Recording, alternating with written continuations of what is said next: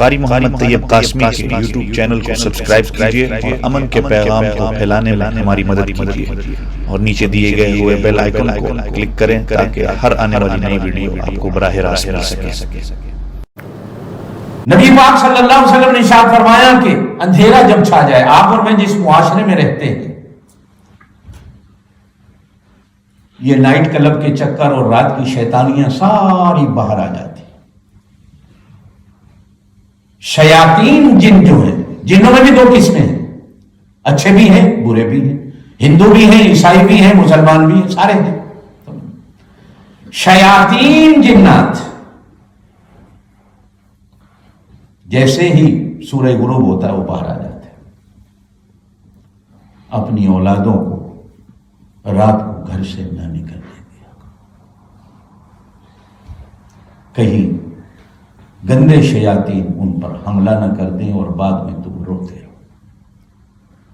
انما اموالکم واولادکم فتنہ، یہ آل اولاد آزمائش ہے۔ آپ جتنے بھی طریقے آزما لیں، سب سے بڑا طریقہ نبیوں کا ہے کہ اولاد کو اپنی دعاؤں میں یاد رکھو۔ ہم لوگوں نے جن استادوں سے قرآن پاک پڑھا، نام سنا ہوگا حضرت قاری رحیم بھائی صاحب رحمۃ اللہ علیہ، ملتان میں پانی پتی قاری تھے، بہت بڑے قاری تھے، اتنے بڑے قاری تھے کہ جس دن جنازہ ہوا 40,000 قرآن کا قاری اور حافظ ان کے جنازے میں تھا۔ اور وہ قاری آپ کے کہنے سے نہیں، یہ حافظ آپ کے کہنے سے نہیں،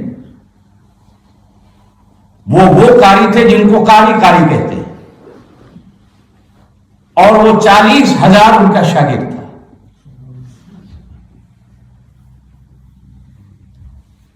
آج بھی مسجد نبی میں حرم مکہ میں ان کے شاگرد بیٹھے ہوئے قرآن پڑھا رہے ہیں، عربوں کو قرآن پڑھاتے۔ شیخ سدیس کے استاد بھی پاکستانی قاری ہیں، پانی پتی قاری ہیں، حضرت قاری رحیم صاحب رحمۃ اللہ کے شاگرد۔ شیخ شریم کے استاد ہیں، وہ بھی پانی پتی قاری ہیں، وہ بھی حضرت قاری رحیم صاحب رحمۃ اللہ کے شاگرد۔ شیخ خالد الغامدی تھے، آج کل تو وہ بیچارے غائب ہو گئے، ان کے بھی استاد پانی پتی قاری تھے، وہ بھی حضرت قاری رحیم صاحب رحمۃ اللہ کے شاگرد۔ تو ایک دن مولانا خیر محمد صاحب جلندری رحمۃ اللہ علیہ، قاری حنیف صاحب جلندری کے دادا تھے، انہوں نے کہا حضرت اور بھی بچوں کو قرآن پڑھاتے ہیں اور بھی استاد پڑھاتے ہیں، یہ آپ کے پڑھانے میں اتنی برکت کیوں ہے کہ جو آپ سے پڑھ کے جاتا ہے وہ تا موت قرآن کو بھولتا نہیں، قرآن سے تعلق نہیں اس کا ختم ہوتا۔ تو فرمایا کرتے تھے کہ میں جب تہجد میں اللہ کے سامنے دعا مانگتا ہوں تو ایک ایک شاگرد کا نام لے کر اللہ سے دعا مانگتا ہوں، میں صرف پڑھاتا نہیں یا صرف ان کو بندہ نہیں بناتا، قاری نہیں بناتا، میں ان کے لیے اللہ سے دعائیں مانگتا ہوں۔ ایک استاد بیٹھے ہیں کہ لطیفے کی بات ہے، ہم جب پڑھتے تھے تو ایک طالب علم کو صبح نماز کے لیے ساتھی کو اٹھاتے، وہ اٹھتا نہیں تھا، وہ سامنے سے کہتا چلو چلو، اللہ قرآن میں کہتا ہے نماز کے نزدیک نہ جاؤ۔ قرآن میں ایک جگہ ہے یا ایھا الذین آمنوا، ایمان والو، لا تقربوا الصلاۃ، نماز کے نزدیک نہ جاؤ۔ اگلی بات یہ ہے کہ وانتم سکارا، جب تم نشے کی حالت میں، وہ پوری آیت نہیں پڑھتا تھا، یہاں تک میں اٹھانے گیا، چلو چل اللہ قرآن میں کہتا ہے لا تقربوا الصلاۃ، نماز کے نزدیک نہ جاؤ۔ کوئی اور اٹھانے جاتا تو وہ آگے سے کہتا قرآن میں اللہ کہتے ہیں لا تقربوا الصلاۃ، نماز کے نزدیک نہ جاؤ، چلو جاؤ تم پڑھو، میں تو اللہ کی بات مانتا ہوں، اللہ نے کہا نماز کے نزدیک نہ جاؤ۔ ایک دن قاری صاحب نے پوچھ لیا کہ وہ فلانا نظر نہیں آتا فجر کی نماز میں، تو ہم سب ساتھیوں نے کہا حضرت وہ تو قرآن سناتا ہے کہ یا ایھا الذین آمنوا لا تقربوا الصلاۃ، اے ایمان والو نماز کے نزدیک ہی نہ جاؤ۔ اچھا، دوسرے دن خود اٹھانے آ گئے، اب وہ تو رضائی میں پڑا ہوا تھا، سردی کا موسم تھا، قاری صاحب نے جو ہلایا تو کہتا ہے چلو چل، اس کو تو نہیں پتا استاد کھڑے میں، لا تقربوا الصلاۃ، اللہ کہتے ہیں نماز کے نزدیک نہ جاؤ۔ قاری صاحب نے یہاں سے پکڑا، جو کھڑا کیا نا تو لگا یہ اس دیوار میں جا لگا، کہا بیٹا آگے پڑھو، آگے کیا آتا ہے؟ پھر کان پکڑا، ادھر سے لگائی، اس دیوار میں جا لگا، کہا بیٹا آگے پڑھو، آگے کیا آتا ہے؟ یہ قرآن ایسے ہی ہے۔ اب وہ جب اس نے آنکھیں کھولی تو تھپڑ کھا چکا، تو اب عقل ہے، استاد ہی آگے اللہ کہتے ہیں وانتم سکارا، جب تم نشے کی حالت میں ہو۔ اس زمانے میں استاد بھی ایسے تھے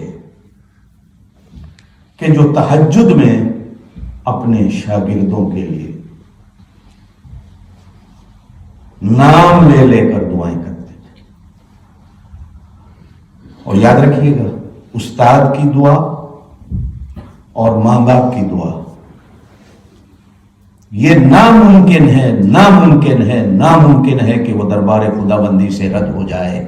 ہاں اس وقت ہوتی ہے جب جناب نبی کریم علیہ الصلوۃ والسلام کا ارشاد ٹوٹتا ہے. حضور نے فرمایا اپنی اولاد کو لقمہ حرام مت کھلاؤ، ان کو لقمہ حلال کھلانے کی کوشش کرو، پھر دیکھو کیا ہوتا. بہت کم ماں باپ ہوتے ہیں جو اس پر نظر رکھتے ہیں کہ میں لقمہ حلال کما رہا ہوں کہ نہیں، اور میں اپنی اولاد کو کیا کھلا رہا ہوں.